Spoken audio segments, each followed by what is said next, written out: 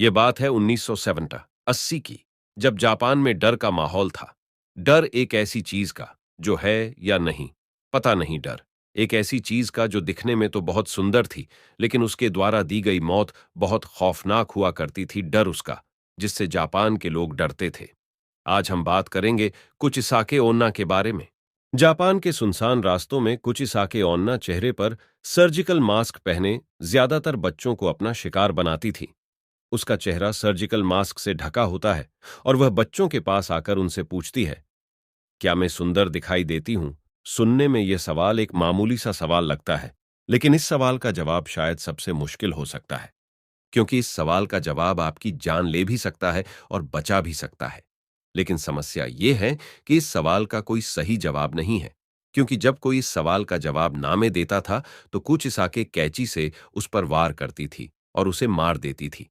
और अगर जवाब हाँ में दिया तो वो अपना सर्जिकल मास्क उतार देती थी और अपना डरावना और बेहद जख्मी चेहरा दिखा देती थी। उसका चेहरा दो हिस्सों में बेटा होता था, मानो किसी ने उसके चेहरे को पूरी तरह चीर दिया हो। और फिर से वो अपना सवाल दोहराती थी, क्या मैं अब भी सुंदर दिखाई देती हूं? कुचिसाके का डरावना चेहरा देखने के बाद अगर कोई उसके सवालों का जवाब ना में देता तो वो उसे मार देती, और जवाब हां होता तो भी कुचिसाके अपनी कैंची से जवाब देने वाले के चेहरे पर भी अपने जैसा खाव बना देती थी, जिससे लोगों की मौत हो जाती है। जापान में 1970 के पूरे दशक में इस खौफनाक वला की दहशत थी।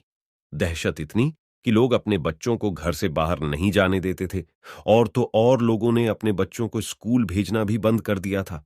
कुचिसाके के शिकार बने बच्चों और कुछ अन्य लोगों की खबरों से वहां के अखबार भरे रहते थे। ऐसे बहुत से लोग थे जिन्होंने यह दावा भी किया कि उन्होंने कुचिसाके उन्ना नाम की इस आत्मा को देखा है।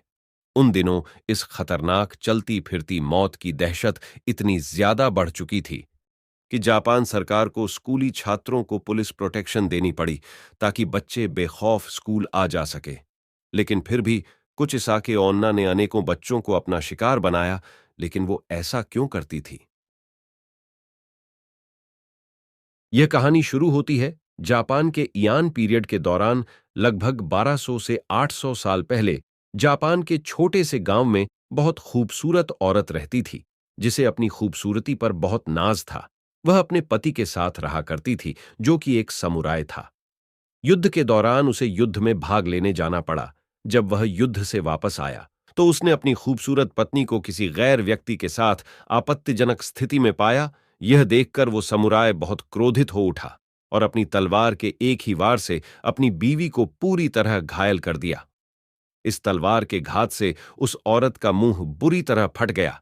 इतना कर कर वो समुराय हमेशा हमेशा के लिए अपना घर छोड़कर चला गया। समुराय के तलवार के घात ने उस औरत के सुंदर चेहरे पर एक बेहद भद्दी और डरावनी स्माइल जैसा खाव बना दिया था। जब उस औरत ने अपने चेहरे का यह हाल देखा, तब उसे यह महसूस हुआ, जिस खूबसूरती पर उसे नाज था वह चेहरा अब बेहद डरावना दिखाई देता है।